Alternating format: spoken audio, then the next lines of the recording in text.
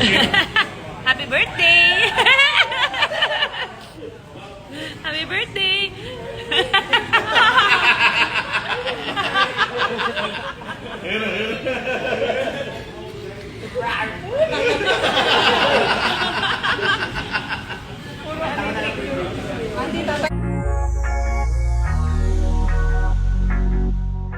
Masaya ngang isinelebrate ni na Judy Ann Santos ang birthday ng kanyang kapatid na si Ate Jax. Sa birthday nga ng kanyang kapatid ay sinorpresa nga nila ito at pinahawakan ang press na lobster na kanilang kakainin.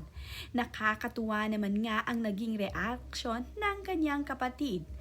Tila nga ba ito ay natutuwa o di kaya ay para namang natatakot sa kanyang hinawakang napakalaking lobster.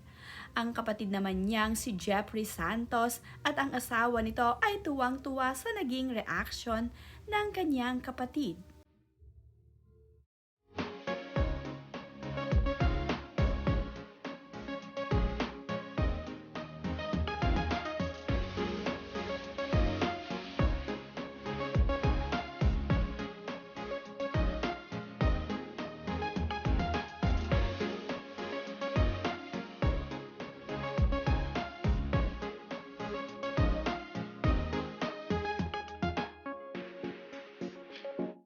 Happy Yarn, ganyan siya. Mababaw ang kaligayahan. Ibibigay lahat para sa mga anak. Simple manamit, simple sa maraming bagay.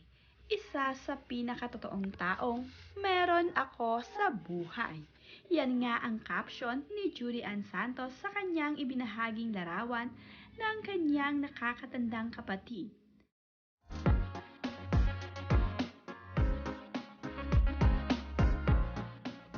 Sa tuwing mayroon ngang birthday sa pamilya Santos ay sama-sama nga nilang isineselebrate ito.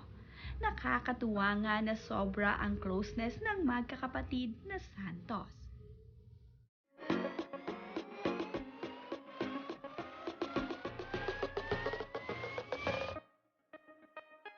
Mayroon din namang mensahe itong si Jeffrey Santos para sa kanyang kapatid na nagdiriwang ng kanyang kaarawan.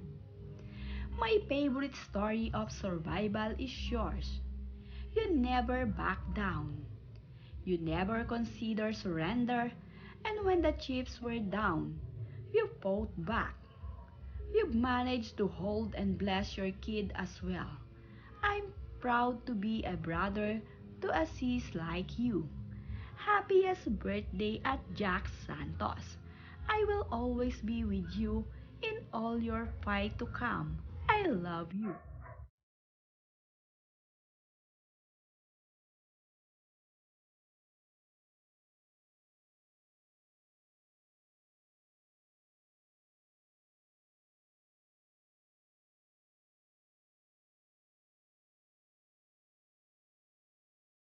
Noong nakaraang February 25 naman ay masaya nga din nilang isinelebrate ang birthday ni Mommy Carol.